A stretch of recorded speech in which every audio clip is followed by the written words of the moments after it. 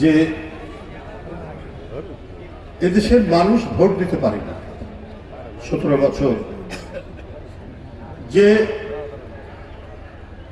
জনগণ ভোটাররা ভোট দিতে পারেনি, এটা গোটা বিশ্ব জানে।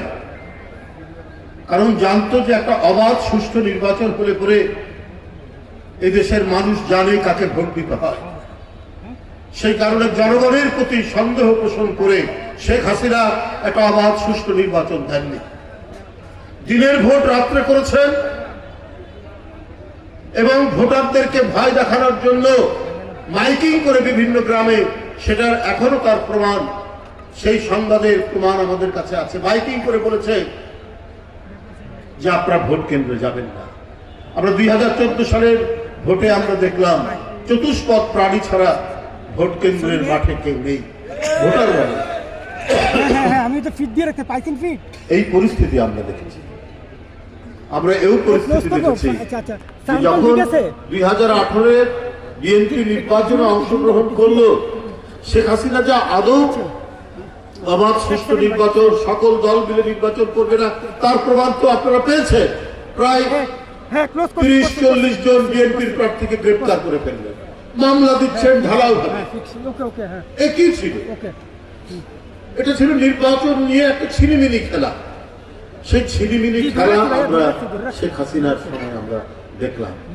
তো সুতরাং জনগণ যেহেতু ভোট দিতে পারেনি, জনগণের ক্ষমতা শেখ হাসিনা কেড়ে নিয়েছিলেন আইন শৃঙ্খলা বাহিনীকে দিয়ে। তিনি মনে করতেন যে এই জনগণই তার শত্রুপক্ষ। সুতরাং এখন পরিবর্তিত পরিস্থিতিতে ডক্টর মোহাম্মদ ইউনূসের সরকার, এই সরকারকে সমস্ত গণতান্ত্রিক রাজনৈতিক দল সমর্থন দিয়েছে। আমরা প্রত্যাশা করি এই সরকার জনগণের ক্ষমতা আগে জনগণকে ফিরিয়ে দিবে জাতীয় সংসদের নির্বাচনের মধ্যে দিয়ে। জাতীয় সংসদ নির্বাচন হচ্ছে রাজনৈতিক দল নির্বাচন করবে, এলাকায় এলাকায় সংসদ সদস্য প্রার্থী দেবে এবং যাদেরকে খুশি জনগণ তাদেরকে ভোট দিয়ে যে দল বেশি সিট পাবে, আসন পাবে, তারা সরকার গঠন করবে। এটা শেখ হাসিনা 17 বছর হতে দেয়নি।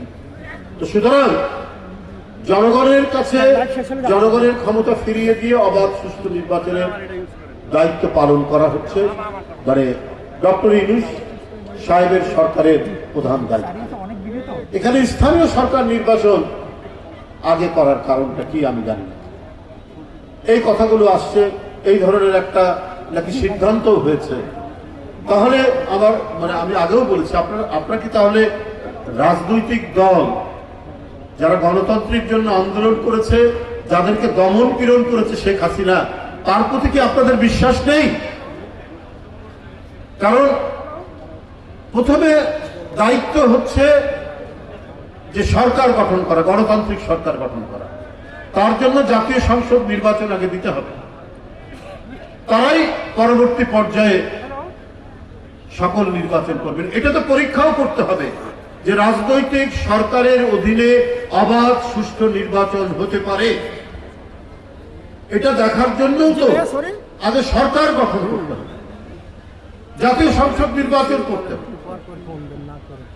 আগে স্থানীয় সরকার নির্বাচন দিলে তার মানে কি তারা বিশ্বাস করছেন না যে রাজনৈতিক দলের অধীনে যে দলকে জনগণ ভোট দেবে তাদের অধীনে সুষ্ঠু নির্বাচন হবে না? তাহলে তো অবিশ্বাস থেকেই গেল।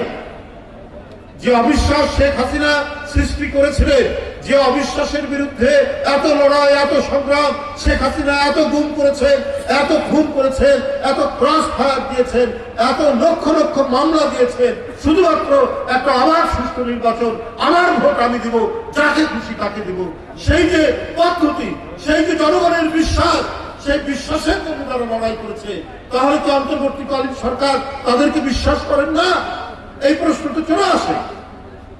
সুতরাং এই সরকারের উচিত সর্বাগ্রে জাতীয় সংসদ নির্বাচন দিয়ে গণতন্ত্রের যে যাত্রা, গণতন্ত্র এবং সংস্কার দুটোই তো চলমান প্রক্রিয়া।